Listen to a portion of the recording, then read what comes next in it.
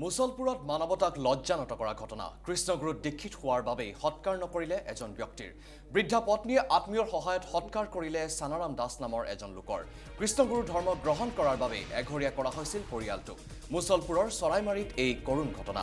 কোনো লোক তেওঁলোকৰ ঘৰলৈ গলেও জৰিমনা ভৰিব লাগে 501 টকা গাঁওখনৰ আন এটা পৰিয়ালকো কৃষ্ণগুৰু ধৰ্ম লোৱাৰ বাবে এঘৰীয়া কৰি থৈছে ৰাইজে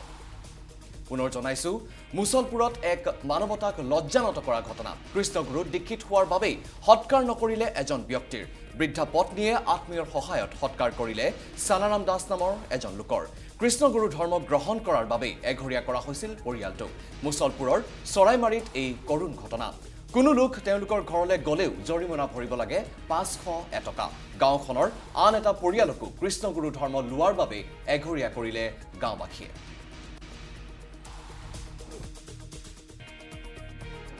আচলতে এঘৰীয়াকৈ থোৱাৰ উদ্দেশ্য হ'ল আমি কৃষ্ণগুৰু ধৰ্ম লোৱাৰ কাৰণে আমি দুজনে একেলগে ধৰ্ম লৈছোঁ আজি ধৰ্ম ল'বৰ মোটামুটি 40-50 বছৰ পাৰ হৈ গ'ল আৰু তেতিয়াৰ পৰাই এই সমাজৰ মানুহে ৰাইজে আমাক এওঁলোককো ইয়াতে এঘৰীয়া কৰিছে আৰু ময়ো তাত এঘৰীয়া হৈ আছোঁ ৰাইজ অহা নাই আমাৰ ভকত সমাজ আহিছিল কেইজনমান আৰু ইয়াৰেও এই দূৰৰ প্ৰতিবংশ কোনোবা আহিছিল তেওঁলোকৰ লগত আমি লগ লাগি